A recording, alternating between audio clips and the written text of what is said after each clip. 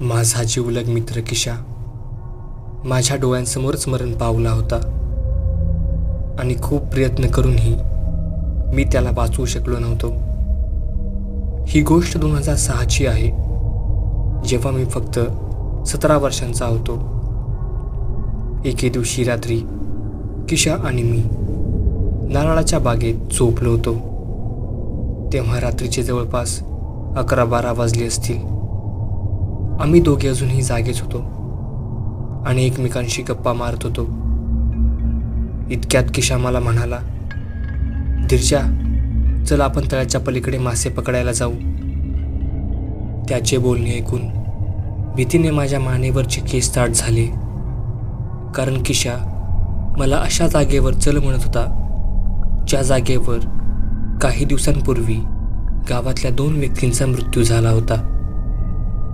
आमच्या गावचे तळे खूप मोठे होते. त्या तळ्याच्या दुसऱ्या किनाऱ्यावर एक छोटेसे जंगल होते. त्या जंगलात जास्त कोणी जात नव्हते, कारण त्या जंगलात जाण्यासाठी तळे ओलांडून जावे लागायचे आणि तळे ओलांडण्यासाठी होडीची गरज भासायची. आणि त्यावेळी आमच्या गावात फक्त 4-5 होड्या होत्या. त्यामुळे फक्त असे गावकरी ज्यांच्याकडे होड्या होत्या तेच होड्या घेऊन तळ्याच्या दुसऱ्या किनाऱ्यावर मासेमारी करायला जात असत. पण एके दिवशी आमच्या गावातला पक्या अचानकपणे गायब झाला. त्याच्या घरच्यांनी त्याचा आठवडाभर शोध घेतला, पण तो कोठे सापडला नाही. पण एके दिवशी रात्री जेव्हा आमच्या गावातले 2 गावकरी तळ्याच्या पलीकडे मासे पकडायला गेले, तेव्हा त्यांना सडलेल्या मांसाचा घाण वास आला. नेमके काय मेले आहे हे पाहण्यासाठी जेव्हा ते दोघे जंगलात गेले, तेव्हा त्यांना एका पिंपळाच्या झाडावर लटकलेला पक्याचा मृतदेह दिसला. मृतदेह सडल्यामुळे त्याचा घाण वास सुटला होता. त्याचे डोळे कावळ्यांनी फोडून खाल्ले होते. ते भयानक दृश्य पाहून त्या दोघांनीही तेथेच उलटी केली. आमच्या गावातल्या लोकांना माहीत होते की आत्महत्या करणाऱ्याची आत्मा मृत्यूनंतर स्वर्गात जात नसते. ती तेथेच भटकत असते जेथे त्या व्यक्तीने आत्महत्या केलेली असते. त्यामुळे पक्याच्या मृत्यूनंतर आमच्या गावातले गावकरी 2 आठवडे उलटूनही तिकडे मासे पकडण्यासाठी फिरकले सुद्धा नव्हते. पण एके दिवशी आमच्या गावातला पांडू पैशांच्या हवेमुळे गुपचूप एकटाच तळ्याच्या पलीकडे मासे पकडण्यासाठी गेला. त्याला वाटले की इतके दिवस तिकडे कोणीच मासेमारी केली नव्हती, त्यामुळे त्याला तिकडे जास्त खेकडे आणि मासे मिळतील आणि तो बऱ्यापैकी पैसे कमावू शकेल. त्या रात्री पांडू होडीत बसून तळ्याच्या पलीकडे गेला. तळ्याच्या पलीकडील किनाऱ्यावर पोहोचल्यावर त्याला तेथे आणखी एक होडी दिसली. ती गावातल्या सर्जाची होडी होती. सर्जा माझ्या आधीच गुपचूप मासे पकडायला आला वाटतं, तो मनाशीच बोलला. पण त्याला आजूबाजूला सर्जा कोठेच दिसला नाही. त्याला वाटले की सर्जा आज जंगलात लघवीला किंवा शौचाला गेला असेल, म्हणून त्याने पहिल्यांदा जाळे लावले आणि नंतर किनाऱ्यावर असलेल्या दगडातल्या फटीत खेकडे पकडू लागला. तो खेकडे पकडतच होता की त्याला त्याच्या मागून पाण्यात कोणीतरी चालण्याचा आवाज आला. त्याला वाटले की तो सर्जा असेल. "का रे सर्जा, कधीपासून मासे धरायला सुरू केलं तू इकडं?" तो मागे न वळून बघता बोलला, पण मागून काहीच उत्तर आले नाही. "काय झालं रे, तू का बोल नाहीस?" असे म्हणत त्याने मागे वळून पाहिले आणि पाहतो तर काय, त्याच्या पाठीमागे कोणीच नव्हते. त्याने आजूबाजूला पाहिले, पण तेथे कोणीच नव्हते. तो चांगलाच घाबरला. इतक्यात त्याला सर्जाच्या रडण्याचा आवाज ऐकू आला. तो एकदम दचकला. हा तर सर्जाच्या रडण्याचा आवाज आहे, पण तो का रडतोय? सर्जा मोठमोठ्याने रडत होता. त्याच्या रडण्यात खूप त्रास जाणवत होता. सर्जाच्या रडण्याचा आवाज त्या जंगलातून येत होता. त्याने होडीतली मशाल हातात घेतली आणि जंगलाकडे तोंड करून तो मोठ्याने ओरडला, "हे सर्जा, अरे काय झालं रडायला?" पण सर्जाने काहीच उत्तर दिले नाही. तो अजूनही मोठमोठ्याने रडत होता. तेव्हा सर्जाला नेमके काय झाले आहे हे पाहण्यासाठी त्याने जंगलात जाण्याचे ठरवले. तो मशाल घेऊन जंगलात गेला. रातकिडे किर्र किर्र करत होते. मध्येच एखादा घुबड खुदकारायचे. तो कसाबसा काही अंतरात मध्ये गेला. तसे एका पिंपळाच्या झाडाखाली त्याला सर्जा दोन्ही गुडघ्यात डोके खोपसून रडताना दिसला. तो चालत सर्जापाशी गेला. "ए सर्जा, अरे बाईगत रडायला काय झाले तुला?" तो सर्जाला म्हणाला. पण सर्जा अजूनही तसाच गुडघ्यात डोके घालून रडत होता. शेवटी पांडूने त्याच्या खांद्याला हात लावला. तसे सर्जाने त्याच्या गुडघ्यात लपवलेले डोके बाहेर काढले आणि आपला चेहरा पांडूला दाखवला.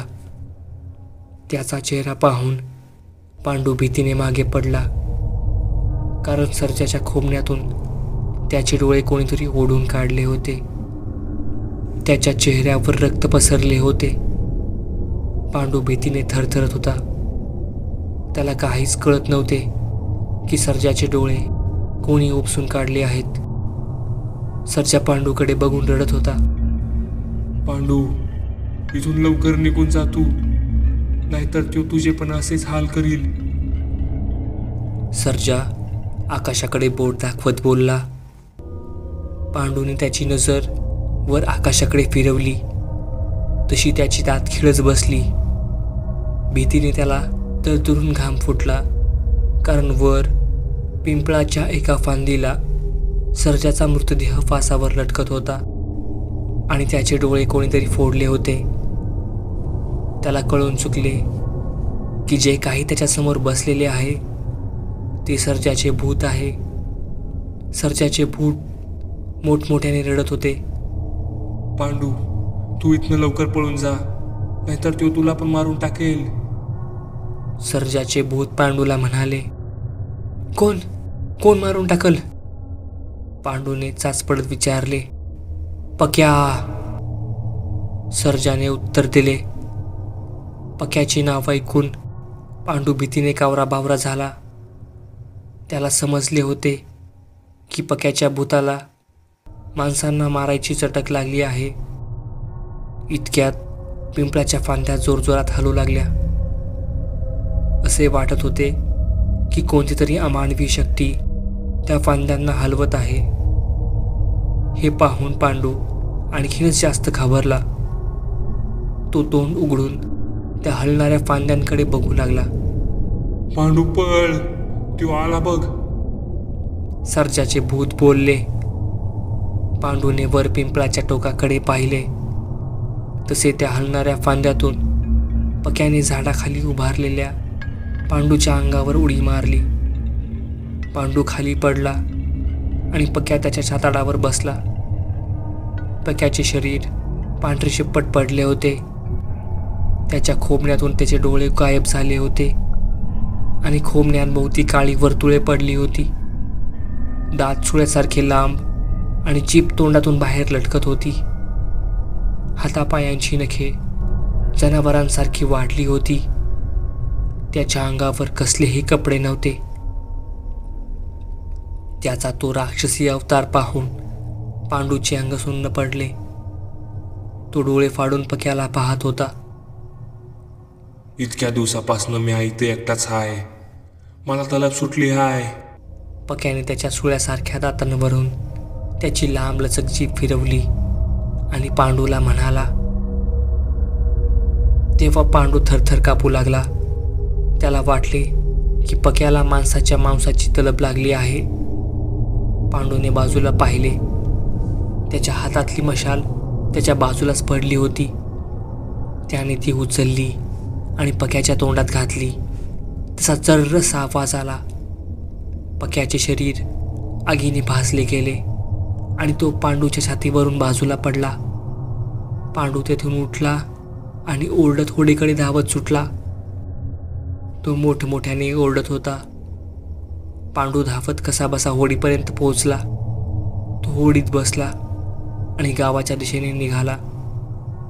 पण इतक्यात पाण्यातून पक्या बाहेर आला आणि त्याने पांडूचा हात पकडला.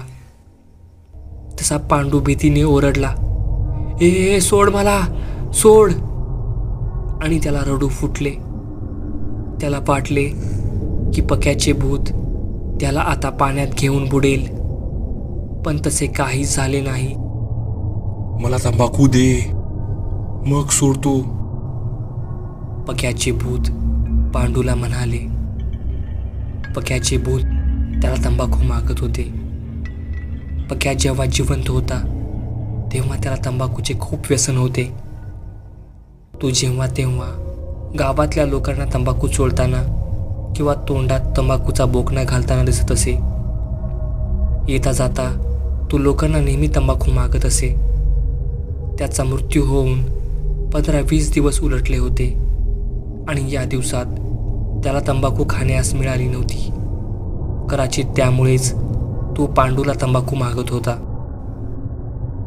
तंबाखू, थांब थांब, देतो म्या, असे म्हणत पांडूने त्याच्या अंगरख्यातून तंबाखू काढली आणि पक्याच्या भूताला दिली. तेव्हा कोठे पक्याने पांडूचा हात सोडला आणि त्याने पाण्यात बुडी घेतली. त्यानंतर पांडू गावात आला.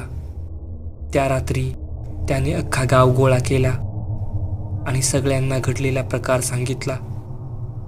आणि त्या दिवशीपासूनच रात्री काय दिवसाही गावातल्या लोकांनी तळ्याच्या पलीकडे जाण्याचे बंद केले. आणि एवढे सगळे होऊनही माझा मित्र किशा मला तिकडे मासे पकडण्यासाठी चल म्हणत होता. आणि तेही रात्री. नाही, मी नाही येणार तिकडे, मी किशाला म्हणालो आणि त्याला साफ साफ नकार देऊन टाकला. तुला आपल्या दोस्तीची शपथ आहे, तो मला मैत्रीची शपथ देत बोलला. त्यामुळे मला नाईलाजाने त्याला होकार द्यावा लागला आणि आम्ही मासे पकडायचा गळ घेऊन तळ्याकाठी गेलो. तिथे 4-5 होड्या बांधून ठेवल्या होत्या. आम्ही त्यातली एक होडी घेतली आणि तळे ओलांडू लागलो. किरण अंधार पडला होता. वटवागळे भक्ष्य पकडण्यासाठी बाहेर पडली होती. ती आमच्या डोक्यांवर भिरभिर उडत होती. किशा वल्ले फिरवत होडी चालवत होता आणि मी हातात मशाल घेऊन ती सारखी आजूबाजूला फिरवत होतो आणि पाण्यात कोण आहे का याची खात्री पटवून घेत होतो. मला खूप भीती वाटत होती, कारण मला वाटायचे की पक्याने जसा पांडूचा पाण्यातून हात पकडला होता तसा तो माझा तरी हात पकडणार नाही ना. पण किशा मात्र मस्त त्याच्याच धुंदीत होता. त्याला कसलीही भीती वाटत नव्हती. किशा, समज पक्याचं भूत आलं तर आपण काय करायचं, मी किशाला म्हणालो. अरे खुळ्या, भूतभीत असलं काही नसतं रे, ही सगळी अंधश्रद्धा आहे. मला सांग, आज आपण 17 वर्षाचे तोंडगे आहोत, मग आजपर्यंत आपल्याला का दिसलं नाही भूत? किशा मला म्हणाला.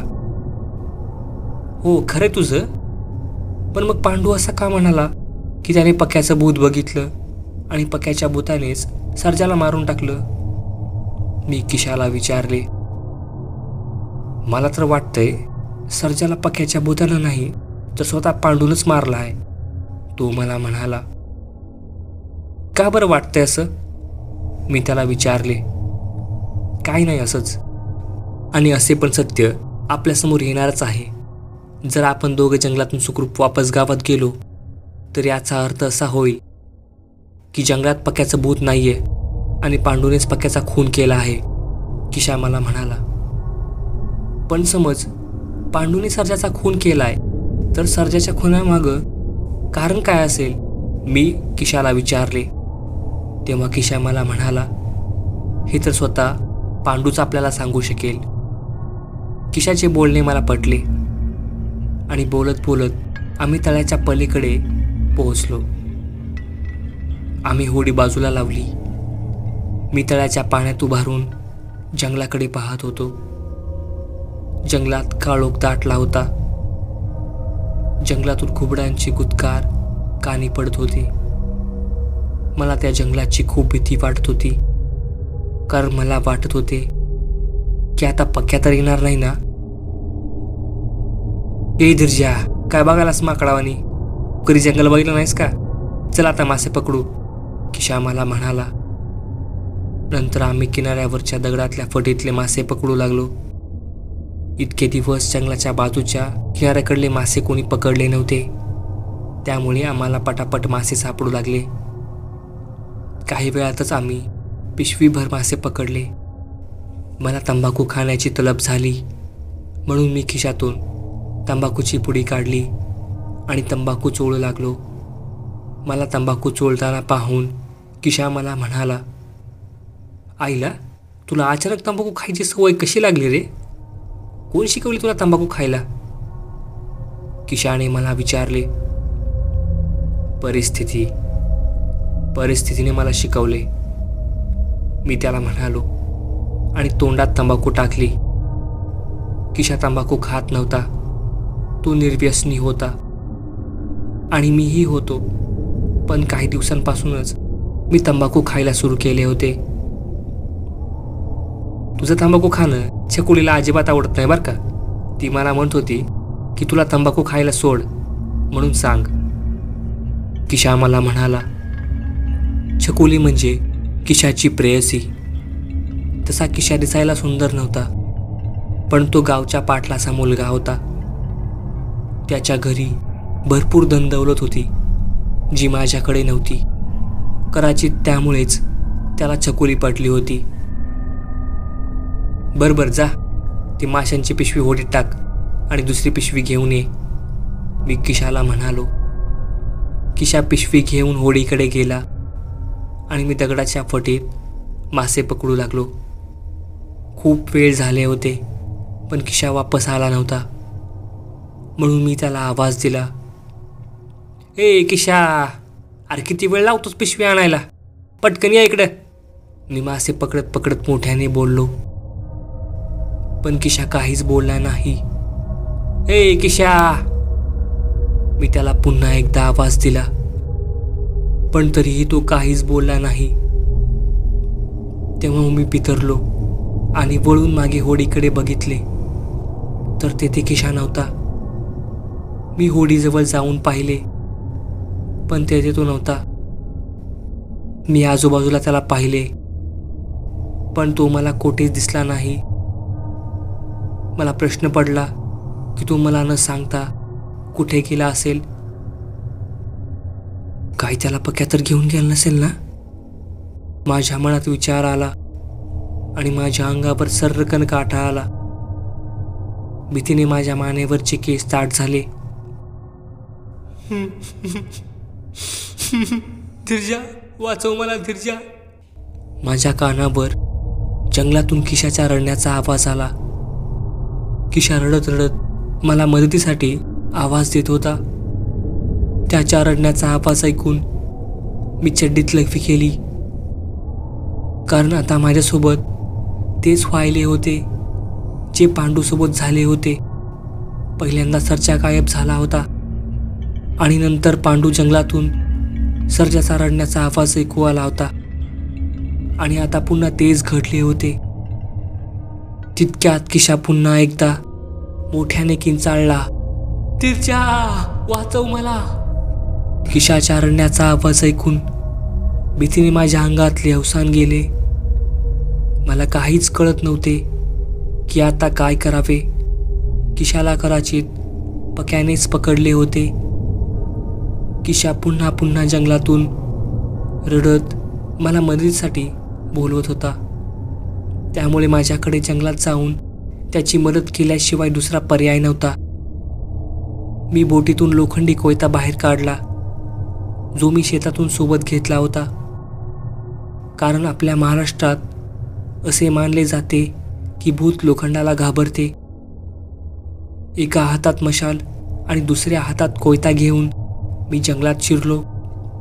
मी किशाच्या आवाजाचा पाठलाग करत जंगलात गेलो. तिथे एका पिंपळाच्या झाडाखाली मला किशा बसलेला दिसला. त्याला पिंपळाच्या झाडाखाली बसलेले पाहून भीतीने मला दरदरून घाम फुटला. मी माझ्या सदऱ्याच्या बाहीने कपाळाचा घाम टिपला. मला वाटले की पक्याच्या भूताने किशासोबतही तेच केले आहे जे त्याने सर्जासोबत केले होते. किशा दोन्ही गुडघ्यात डोके खुपसून मोठमोठ्याने रडत होता.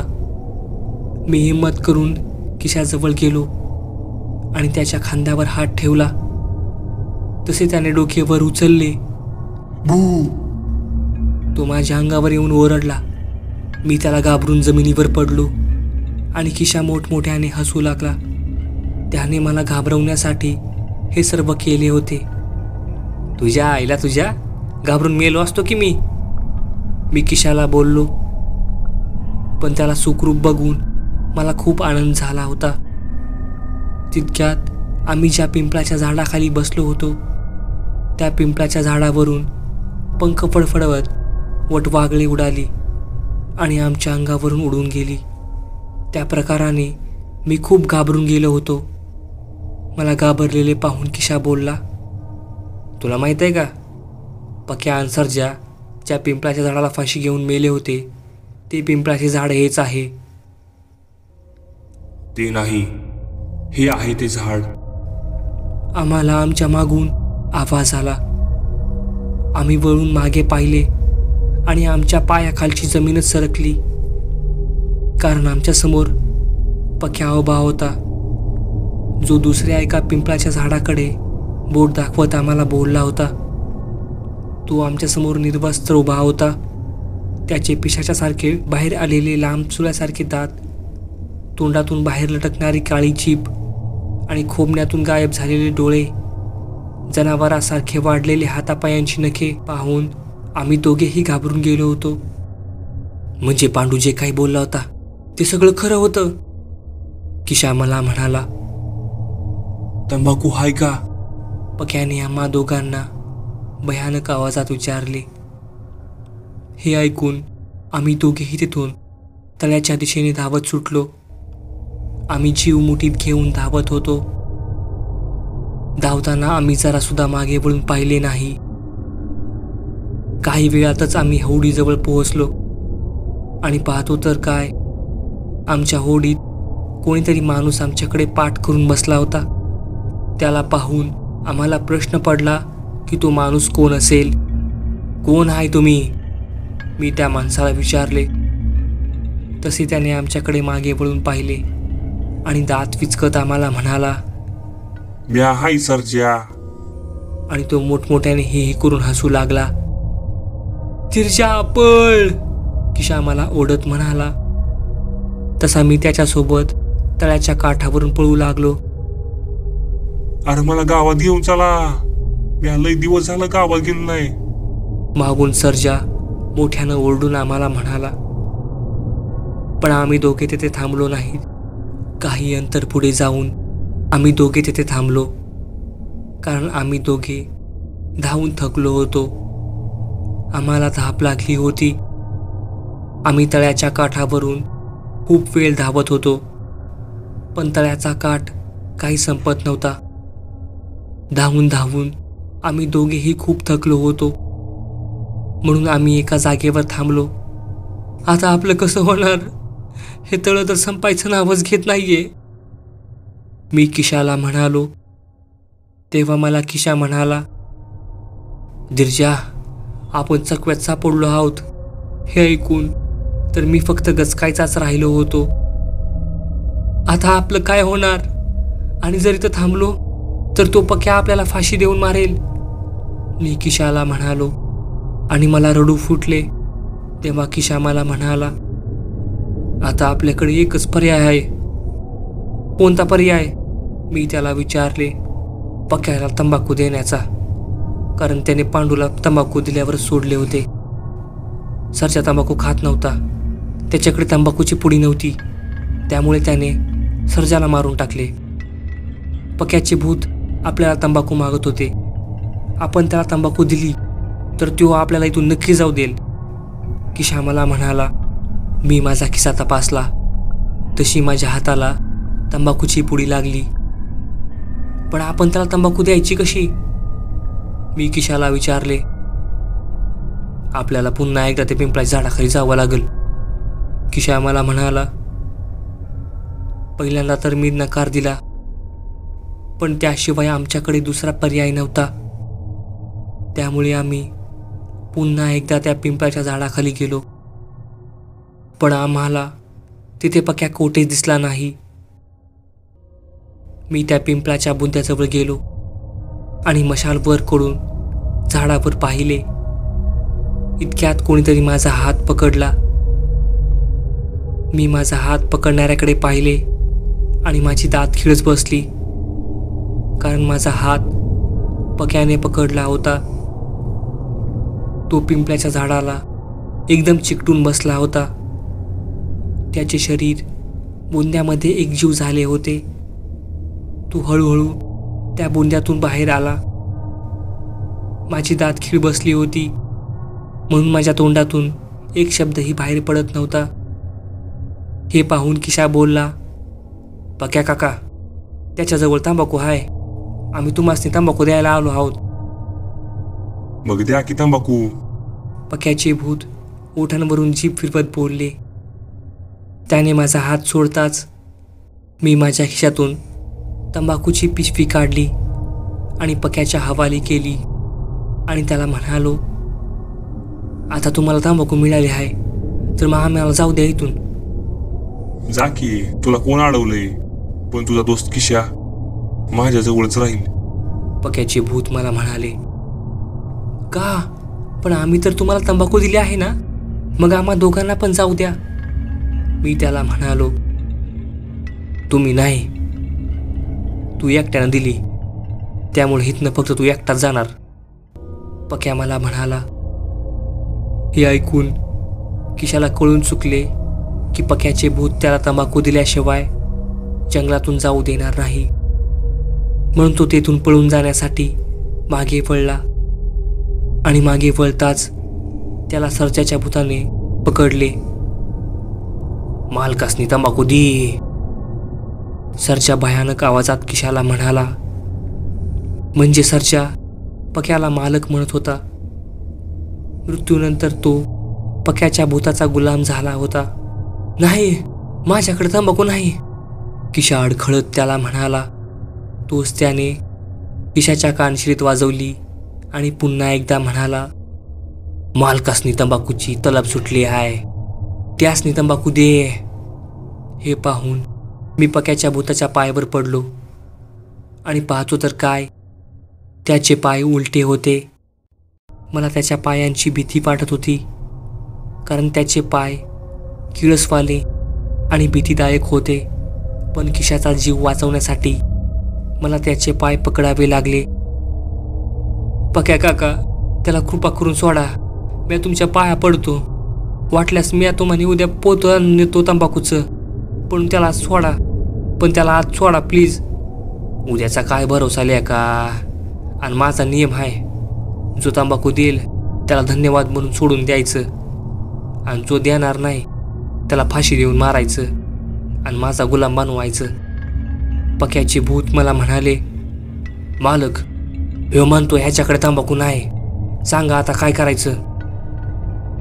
सर्जाच्या भूताने पक्याला विचारले. त्यासनी माझा गुलाम बनव सर्जा. पक्याचे भूत सर्जाला म्हणाले. तसे सर्जाच्या भूताने किशाला उचलून खांद्यावर टाकलं. सोडा, मला सोडा, मी तुमच्या पाया पडतो. किशा मोठमोठ्याने रडत बोलला. तर इकडे पक्या पिंपळाच्या झाडावर माकडासारखा चढला आणि एका फाट्याला फास बांधू लागला. मी पळत जाऊन सर्जाच्या पाय पकडले. सर्जा आबा, त्याला कृपा करून सोडा, मी तुम्हाला घरी घेऊन जाईल, माझा शब्द आहे. मी त्याचे पाय पकडत बोललो, पण त्याने मला लाथ मारून दूर ढकलले. सर्जा किशाला पिंपळाच्या झाडावर घेऊन जाणार होता, जेथे पक्याचे भूत त्याला फाशी देऊन मारणार होते. पक्याचे आणि सर्जाचे भूत माझे काहीच ऐकत नव्हते. म्हणून मी त्यांच्याशी 2 हात करायचे ठरवले. मी माझ्या हातातली मशाल घट्ट पकडली आणि ती सर्जाच्या डोक्यात घातली, पण त्याला काही झाले नाही. हे पाहून मी थक्क झालो. त्याने माझा गळा पकडला आणि माझे डोके पिंपळाच्या झाडावर आपटले. तसे माझे डोके सुन्न पडले. माझी दृष्टी अंधुक झाली आणि मी खाली कोसळलो. मला सर्व काही अंधुक दिसत होते. सर्जा किशाला पिंपळावर घेऊन गेला. किशा मला मोठमोठ्याने मदतीसाठी हाका मारत होता, पण माझे हात पाय सुन्न पडले होते. कसलीही हालचाल करण्यासाठी ते समर्थ नव्हते. पिंपळाच्या फाट्यावर बसून पक्या खी करून मोठमोठ्याने खिदळत होता. त्याने त्याच फाट्यावर दोरीचा फास बांधला होता. सर्जा किशाला त्या फांदीवर घेऊन गेला. तसे पक्याने त्याचे हात जोडले आणि वेताळाला प्रार्थना करू लागला. हे वेताळा, म्या तुम्हाला खुश करण्यासाठी या पोराचा बळी चढवत आहे. तो बळी स्वीकारा आणि ह्याला माझा गुलाम बनवा. असे म्हणत त्याने किशाच्या गळ्यात तो फास अडकवला. किशा मोठमोठ्याने रडू लागला. दिलजा, मला वाचव, तो मोठ्याने बोलला. पण मी त्याची मदत करू शकत नव्हतो. इतक्यात पक्याने त्याला फांदीवरून खाली ढकलून दिले आणि किशाला गळफास लागला. तो फासावर लटकत तडफडत होता. मला रडू फुटले. माझ्या डोळ्यातून गळागळा अश्रू वाहू लागले. पण मी हतबल होतो. मी काहीच हालचाल करू शकत नव्हतो. काहीच वेळात माझा जिवलग मित्र किशा माझ्या डोळ्यांसमोर तडफडून मेला आणि त्यानंतर मी बेहोश झालो. सकाळी जेव्हा मला जाग आली तेव्हा किशाचा मृतदेह पिंपळाच्या फांदीला फासावर लटकत असताना मला दिसला. मला रडू कोसळले. मी धावत तळ्याच्या काठावर गेलो आणि होडीत बसून गावात गेलो. मी किशाच्या घरी जाऊन घडलेला सर्व प्रकार सांगितला. मी गावकऱ्यांना सांगितले की जो पक्याच्या भूताला तंबाखू देत नाही त्याचा तो वेताळाला बळी चढवतो आणि नंतर त्याच्या भूताला स्वतःचा गुलाम बनवतो. त्या दिवसापासून गावकऱ्यांनी रात्री काय दिवसासुद्धा त्या जंगलाकडे फिरकायचे बंद केले. बस एवढंच. जेव्हा जेव्हा मला कोणी किशाच्या मृत्यूबद्दल विचारतो तेव्हा मी त्यांना हीच गोष्ट सांगतो. पण तुम्हाला एक सिक्रेट सांगू का? किशाचा खून मीच केला आहे. सांगतो, सर्व सांगतो. स्वतःला खूप श्रीमंत समजायचा तो. मी खूप जळायचो त्याच्यावर, कारण जे माझ्याकडे नव्हते ते सर्व त्याच्याकडे होते. मी गरीब, माझे खायचे वांदे होते, पण तो गावच्या सरपंचाचा मुलगा होता. एकटाच 40 एकरचा मालक होता आणि मी त्याच्या शेतात काम करणारा गरीब मुलगा. प्रॉपर्टी म्हणून माझ्याकडे फक्त एक मोडकी झोपडीच होती. ना घालायला कपडे होते, न खायला पोटभर भाकर. चकुली, माझं पहिलं प्रेम, जिच्यावर मी जीवापाड प्रेम करायचो, तिला त्याने माझ्यापासून हिसकावून घेतले. मी दिसायला खिशापेक्षा चांगला होतो, पण माझ्याकडे खिशासारखे पैसे नव्हते. कदाचित त्यामुळे चकुली माझ्यावर प्रेम करत नव्हती. जेव्हा जेव्हा मी चकुलीला आणि किशाला एकसाथ बघत असे तेव्हा तेव्हा माझ्या काळजात आग लागायची. खूप त्रास व्हायचा. असे वाटायचे की चकुलीसमोर किशाच्या नरडीचा घोट घ्यावा, पण मी माझा राग गिळून टाकायचो आणि त्यांच्यासमोर असे दाखवायचो की माझा किशावर खूप जीव आहे. जर किशा नसता तर चकुलीने 100% माझ्यावर प्रेम केले असते. त्यामुळे मी तेव्हाच ठरवले होते की ज्या किशामुळे मला माझी चकुली भेटली नाही त्या किशाला मी आयुष्यात कधीतरी नक्कीच अद्दल घडवणार.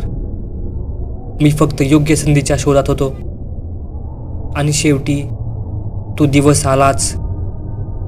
ज्या दिवशी मला केशाला अद्दल घडवण्याची संधी मिळाली. आमच्या गावातला पांडू एके दिवशी दारू पिऊन गावातल्या माळरानात पडला होता.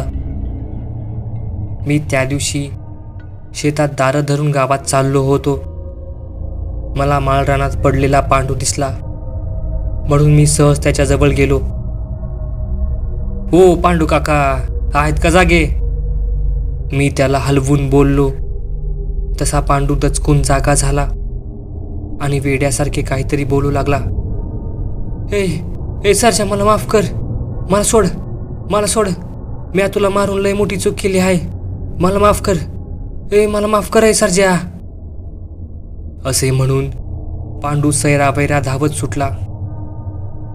तू जो काही बोलला होता हे ऐकून मला खूप मोठा आश्चर्याचा धक्का बसला होता. तू म्हणाला होता की पांडू मला माफ कर, मी तुला मारून खूप मोठी चूक केली. म्हणजे याचा अर्थ असा होता की सर्जाला पक्याच्या भूताने नाही, पांडूने मारले होते. पांडूने चक्क सर्जाचा खून केला होता आणि त्यानेच गावातल्या लोकांना सांगितले होते की त्याला पक्याचे भूताने मारले आहे. म्हणजे पक्याच्या भूताचे किस्से साफ खोटे होते. त्याच्या दुसऱ्या दिवशी मी पांडूला त्याच्या शेतात गाठले, कारण मला जाणून घ्यायचे होते की त्याने सर्जाचा खून का केला आहे. पांडू काका, मला माहिती आहे की तुम्ही सर्जा काकांचा खून केला आहे, पण तुम्ही त्यांचा खून का केला आहे? जर तुम्ही मला हे सांगितलं तरी मी गोष्ट कोणाला सांगणार नाही की तुम्हीच सर्जा काकांचा खून केला आहे. मी पांडूला म्हणालो. माझे बोलणे ऐकून त्याला दरदरून घाम फुटला.